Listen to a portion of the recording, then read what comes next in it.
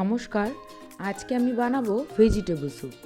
Vegetable soup শীতকালে এরকম একটা ভেজিটেবল স্যুপ হলে সন্ধ্যাবেলায় মন্দ হয় না।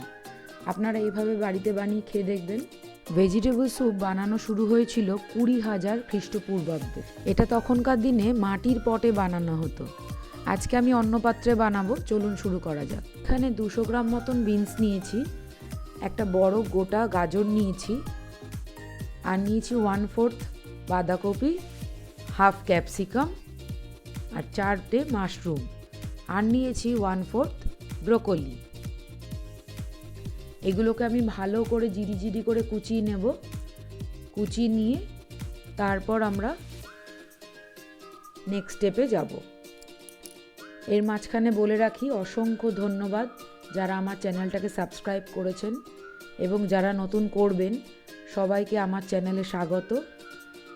আমি এখানে অনেক রকমের ভেজিটেবলস দিয়েছি। আমার যেগুলো পছন্দের ভেজিটেবলস সেগুলো আমি ব্যবহার করেছি। আপনারা চাইলে আপনাদের পছন্দের ভেজিটেবলস এখানে অ্যাডও করতে পারেন, স্কিপও করতে পারেন। ব্রোকলির এই ডাঁটগুলোকে কেটে অবশ্যই ফেলে দেবেন, নাহলে ব্রোকলির ডাঁটগুলো সেদ্ধ হতে চায় না। আর ব্রোকলিটাকে এরকম জিরি করে কুচিয়ে নেবেন।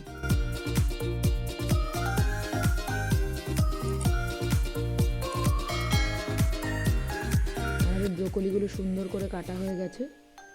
আর আদাটাকে এরকম জিরি করে আমি হাতে কুচিয়ে নিয়েছি চাকু দিয়ে।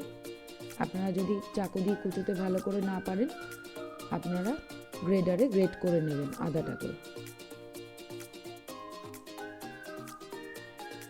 আমি এখানে 2 ইঞ্চি মতন আদা নিয়েছি, আর 15-16টা মতন রসুনের কোয়া নিয়েছি, সেগুলোকেও এরকম জিরি করে কুচিয়ে নেব। আগেকার দিনে এটা মাটির পাত্রেই বানানো হতো স্যুপটা। এখন আমরা অন্য স্টিলের পাত্রে, অন্য পাত্রেও বানাতে পারি। আমাদের স্যুপের সমস্ত উপকরণ রেডি হয়ে গেছে। যেই ভেজিটেবলসগুলো দেব সেগুলো আপনাদেরকে একবার দেখিয়ে নিচ্ছি। আমাদের সমস্ত উপকরণ রেডি।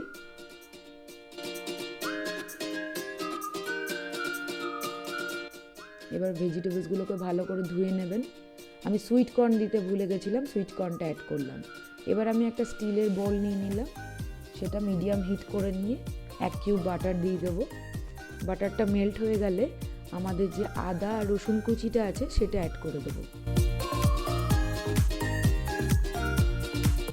আদা আর রসুন কুচিটা অ্যাড করে দিলে এটাকে একটু ভালো করে নেড়েচেড়ে ভেজে নেব, সুন্দর একটা গন্ধ বেরোবে।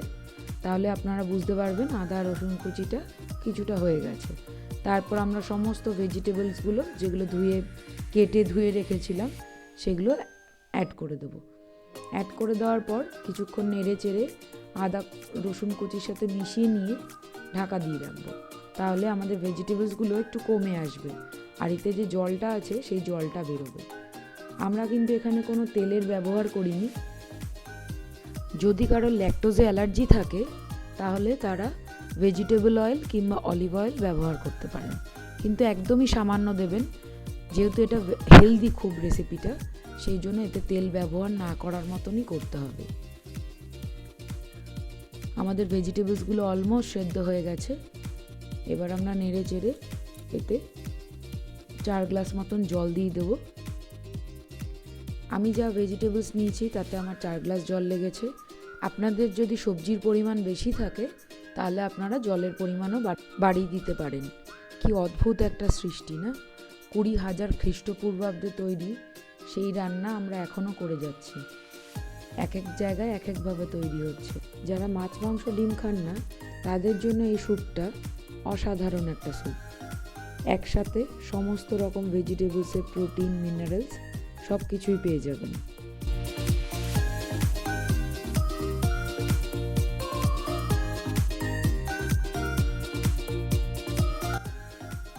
এবার আমাদের স্যুপটা ফুটে যাওয়ার পর ভালো করে, তারপর আমি 2 টিস্পুন ব্ল্যাক পেপার আর 2 টিস্পুন কর্নফ্লাওয়ার এরকম জলে গুলে দিয়ে দেবো স্যুপটাতে। এবার আমি 10 মিনিট মতন ফুটিয়ে নেবো স্যুপটাকে, যাতে স্যুপটা ঠিক হয়ে যায়।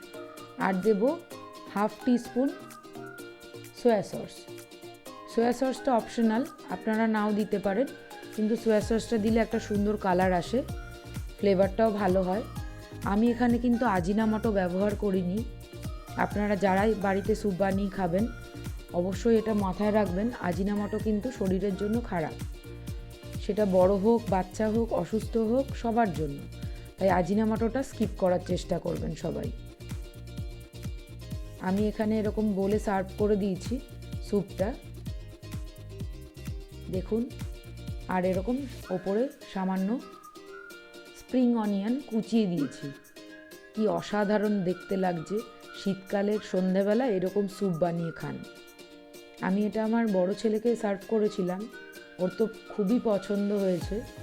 আশা করি আপনাদেরও খুব ভালো লাগবে রেসিপিটা, অবশ্যই ট্রাই করুন। এখন এই পর্যন্তই, আবার নেক্সট ভিডিওতে দেখা হবে।